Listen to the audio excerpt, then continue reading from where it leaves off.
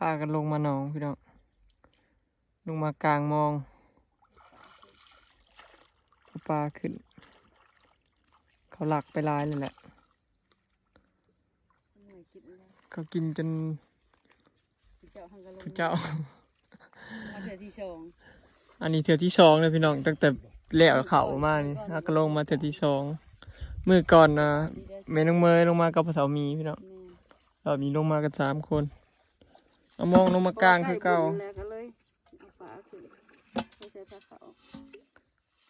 ข้าวเฮาบ่กินเขาก็มากินเจ้าของน้องเขาเมา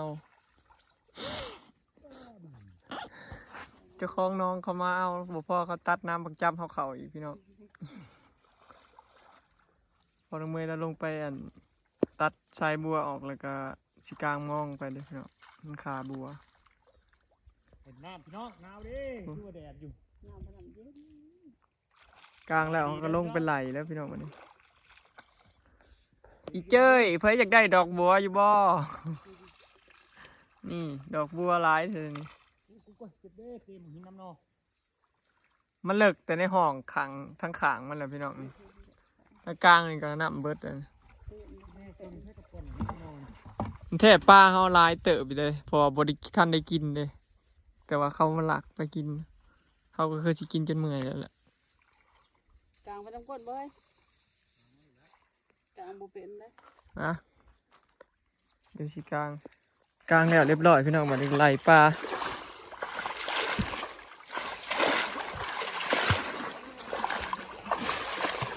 ร้านเขาอยู่เขากินเนี่ยเด้อจะปูจะตายนี่ยังนี่จ้าท่านนี้เขาออกแล้วเขาเตะในนี่เขาอย่างว่าเขาตำแล้วผู้หนึ่งโมเมนต์ป้าตำเลยตำอีกนี่เขาเตะนี่แล้วเมื่อกี้ก็ล่มผมเปียกเบิด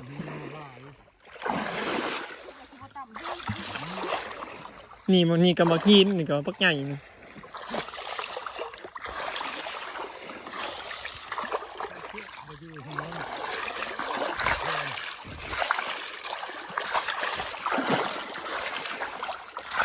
ไหลปลาเขามองพี่น้อง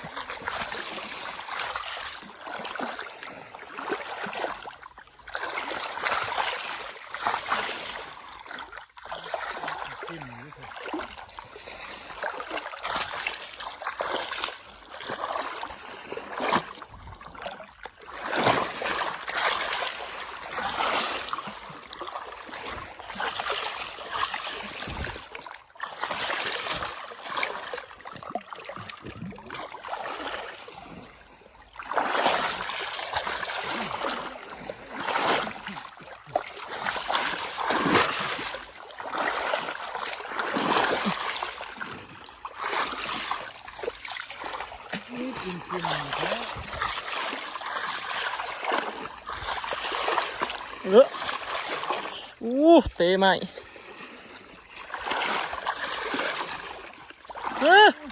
ปลาขอโดดดง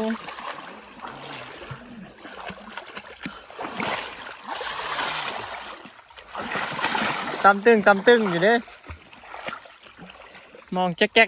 อยู่ปลาขอใหญ่มุน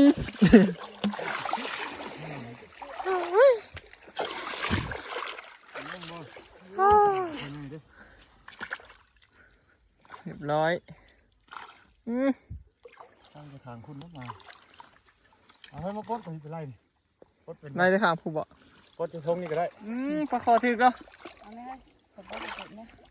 ปดเป็นกับรถมือปัดถือแขวมันกัดมันจะกัดมองนี้บ่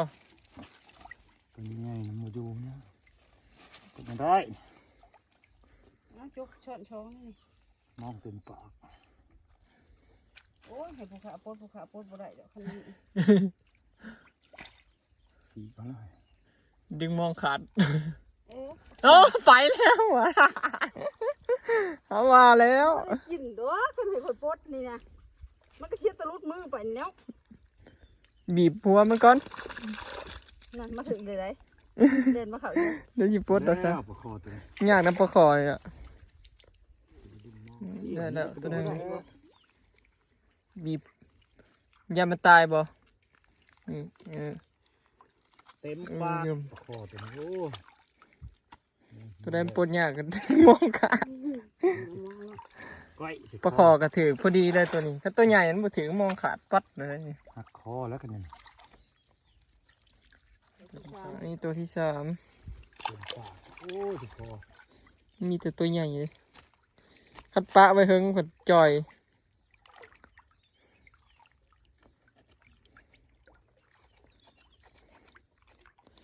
มาเด้อพี่น้องเหมือนนี้พากันลงมาหนอง ข้าแม่นอนลงมากินข้าวพี่น้องคักแล้วลงมาแต่เช้า มือหนาเนาะแล้วบุญแล้วยังก่อนว่า น้ำจ้ะ นี่เขามาอยู่ข้างที่เดิมครับจะยืนงานนี่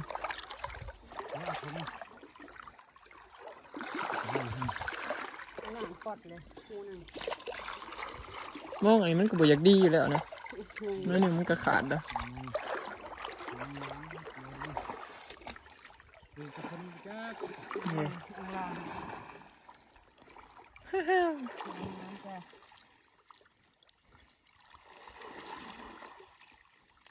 นี่อีกตัวหนึง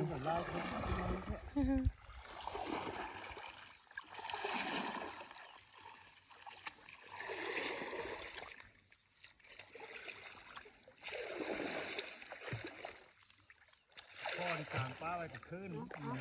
เอามันหย่นยังเอา ปลาบ่ หย่นติมันก็เอาหย่นติ ปลาคอจัก ปดไม่ได้แบบนี้ปดโปะเดี๋ยวค่ะ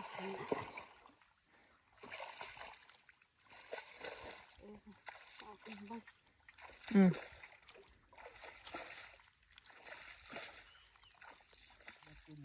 ปวดหยาพี่น้องนั่นเนี่ยใส่หม้อบ่คือตึกแฮเลยกลัวเขาสิปวดได้คันถือกระปูแห้งคักปวดหยา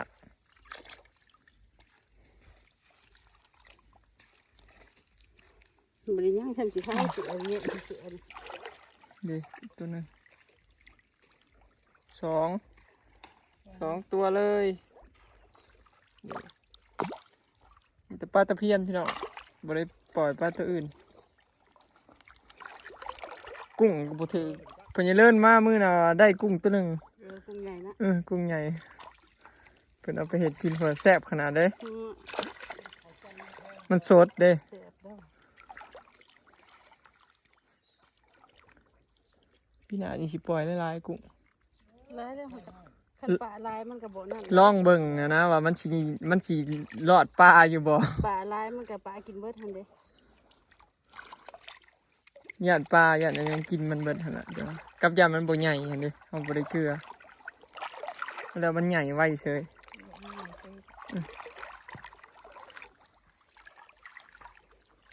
ไหน ไหน ไหน ทำไมตำเลยหรือ ข้างน้อยจะกินใส่ตำติดจะใส่ ตำกับตำปลาขอเขาว่าปลาขอ ไป ตำ แล้วตำปลาโคยี่ดิไปแล้ว ขาดกระโปรงแล้วบ่อยู่ดอกก็ปลาขอใหญ่ ยืด มันต้องมองใหญ่สามมัน ใช้ชิ้นยืดใช้อีก โอ้ถือปลาเค็งหน่อย ยืดอยู่ใช้ชิ้นยืดอยู่ในนี่ ถือปลาเค็งหน่อยเชยมองใหญ่ก็เลย เกี่ยวเนาะแค่ตัวส้มพอถึงก็ตัวทางนอกเลาะเท่านั้นมองมายังถึงมองหยิบเดี๋ยวจะโถ ปลาเค็งว้าวถือปลาหมออีกแล้วพี่น้อง เรียกกระเทียม อันนี้ปลาตะเพียน เรียกโฟมเจียวพวก มันพันเขาไปสอดไป พัน นี่ ร้อยพี่น้องเลยเรียบร้อย มืออาชีพ หอดน้ำจุ้ง เด้โพดง่ายอยู่แล้วครั้ง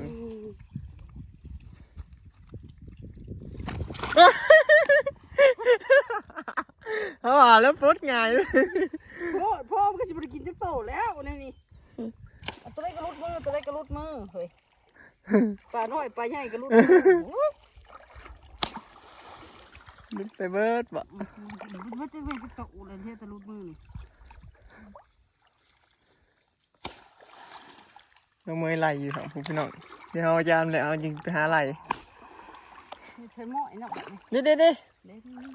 นี่ อยู่มืออีกบ่มันอยู่มืออีกไหมนี่ เป็นหยาดมันตายคือเป็นจับก็ค่อย เสียมันตายมันก็ยันตายมันไรครับ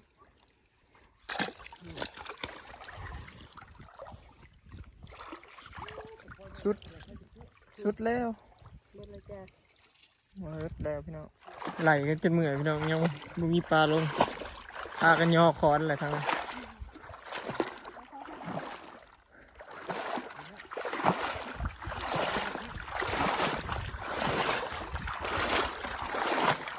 เอาวางคอนไว้เดี๋ยวเอาปลาดุก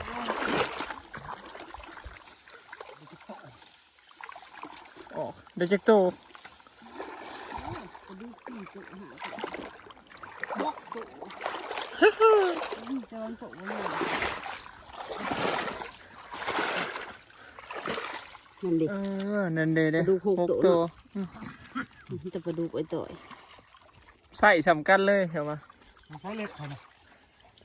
ยอคอนมันขาวงามพี่น้อง เพื่อมีคนไม่ใช่เลยนะที่จะงาน งูเอียนบ่นี่เดี๋ยวมันใส่เบ็ดเอียน คือเด้อบาทนี้ น้ามันที่ชื่อคู่ควร แล้วนั่นสิน้องเคลื่อนเห็นเบ็ดนั่น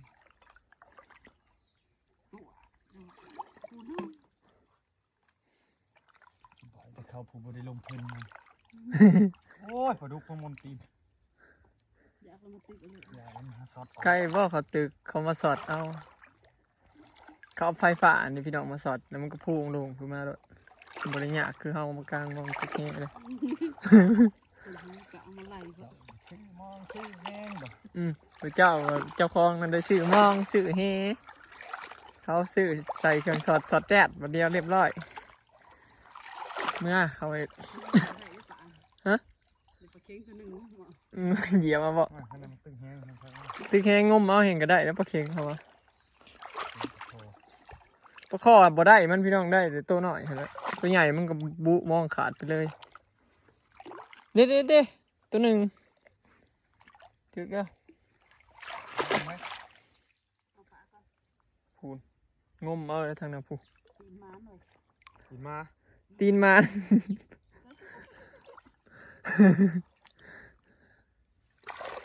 ตีนยุ่มบ่พู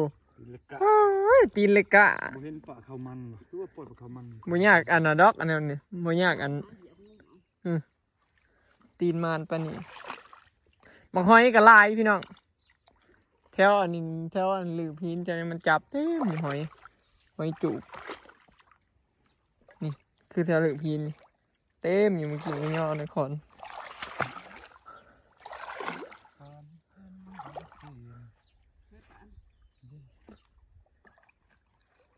มันล่าบ่ได้ออกชื่อเบียร์ป่ะ เอามาล่านะที่เขาในบ้าน เจ้ากับบัวขาวบ่เอาไปกินน้ำกันพู บ้านก่อนว่าบุญบ้านแล้วแต่เก่ามันล่าคือไปซื้อเบียร์มาไว้ว่า บ้านนั่นแล้ว ก็ว่าบุญบ้านนั่นแล้วนี่นั่น เขากินอยู่บ้าน ที่เขากินอยู่บ้านในสิย่างลงวงเลย อ๋อเสียดายเลยซื้อซีไลฟ์พอแล้ว ถ้าเราว่าเมื่อวานนี่จักเราว่าเปลี่ยนไปเปลี่ยนมาอยู่เฮาเพิ่นบอกว่าเดี๋ยวกูสิซื้อแต่เบียร์เพิ่นน่ะ ซื้อซีน แล้วให้เฮาซื้อซีนซื้อเป็ดแล้วก็ซื้ออันข้าวปุ้นหลายๆเพิ่นน่ะ ซื้อซีนเพื่อเพิ่น1,000อ่ะยันมุงเพิ่นมาหลายขายซีนเอาแล้วเพิ่นมากินอยู่บ้านโอ้แพงเงินไปซื้อเบียร์แล้วบ่มีเงินซื้อเบียร์แล้วก็แลมบ่ทันได้ขายหลายคนก็บ่ได้ซีนเขาทำ หลายคนบ่ปล่อยออกเลย สุดท้ายออกนั้นถืออีกเลย โอ้ปลาคอใหญ่เท่ากระทัง ทั้งไหม เอาได้ให้เขาเอาบ่ได้ได้ อันแล้วเอากระทังมาปรุงชบเสริมหัวมันนี่ ป ทาง เอานี่ ก็ทาง ทางโลด ทางตรงโลด ทางน่ะ นี่มาแล้วทางตรง ทางกันยัง กระแทกกันอยู่ให้เด้อเฮ้ย เขาว่าแล้ว เขียมน้อยเดียวนึงเฮ้ย ทาง ย่อใส่ทาง ย่อใส่เป็ดเลยได้ประคอใหญ่มันนั่นอันบ่ได้ถือมันของซื่อ ครับเขียวมันบ่เต็มตา ๆวัสนาปะบ่ได้ประคอ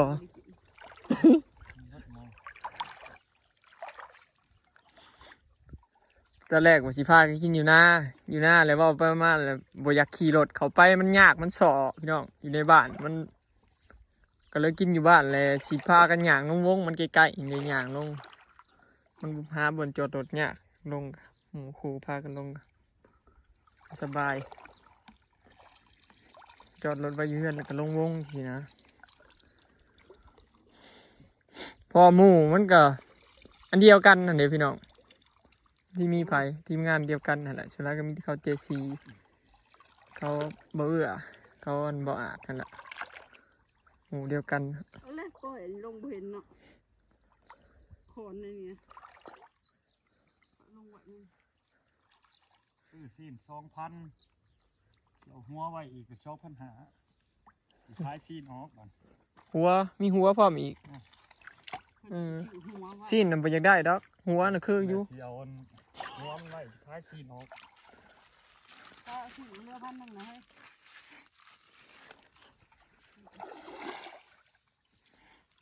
มื้อบุญน่ะคือสิบ่ได้คอยกินดอกแล้วเฮาย่านกินมื้อแล้วบุญพุ่นอยาก เน่าแล้วก็บ่ได้ทางส่วนหัวนี่ตาได้นี่ห้องกินมันเก็บเป็นอื่นเด้ ไปทัวทาบีแล้วบ่หัว หัวซีน500กับหัว500นี่หัวซื้อหัวไปแล้ว หัวได้หลายๆกว่า นี่ก็สิผูกยังไงก่อนผูกไว้ทางนี้มันเป็นไม่ได้ คันหลุดลงคือหยุ่งอะไรจำดู แล้วพี่น้องมานี่ขึ้นแล้วเท่าไหร่2 บาท 3 บาทเบ็ดแล้วมันบ่ถึกซ้ำนอกจากว่ามันตึกแหนี่น่ะคืออยู่น้องก็ฮักก็เห็นโงนตัวนี้ฮักก็เห็นโงนตัวนี้พี่น้องนำบกปลากันเรือบ่หลายแล้วล่ะเพื่อเอาหูว่าเขามาเอานะเขาจน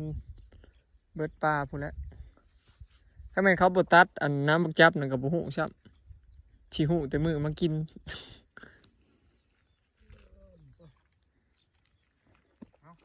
ขออภัยเด้อพี่น้องถ่ายอันนี้ให้เบิ่งเตะเมื่อกี้จะตีนบาดเบิ่งนี่เลือดออกเตะบอลแม่น้องมือเตะแหละอันนี้คือปลาของเฮาพี่น้องที่ก้างมองได้เนาะ2 4 6 8 9ได้9โตหนึง เขามึงนั่นแล้วอย่าไปขาย กับในนี่ เอามาเหมือนเอาหัว 2เป็น14โตทั้งปลาเข็งขอ3โตเหยียบเอาดอกอันนั้นแล้วตีนยุมเอาเมื่อวันนี้พี่น้อง เลยจ้ะไม่ตื่นจ้ะ บ่มาน้ำไม่เท่าบอกสิเอาไปขายนี่บ่ มาเหมือนห้องมา เสียพ่อดอกชนะมีคนจ่าว่าสิไปขายเลย ก็ไม่ได้ออกช่องบ้างเลย อันนี้ใหญ่เลย เอาไม่เอาเบีย แล้วสิเมื่อก็เด้อพี่น้องบัดนี้เนาะคลิปนี้ก็สิขอเก็บภาพบรรยากาศไว้สำนี้เด้อเนาะเมื่อก่อนพี่น้องบ่ค่อยมานปานใดไปแล้ว สบายดี นี่แหละพี่น้องเขาเจ้าตัดนะ เดินสบายดี อันนี้แล้วเขาเจ้าตัดในบ่อนนี้แหละทางเขานี่บ่อนทางเขาเมื่อพอดีได้จังกะขึ้นไปในกระเทียงเขามือหน้าแล้วสิมาเพิกนอนหมอเมบอยู่นี่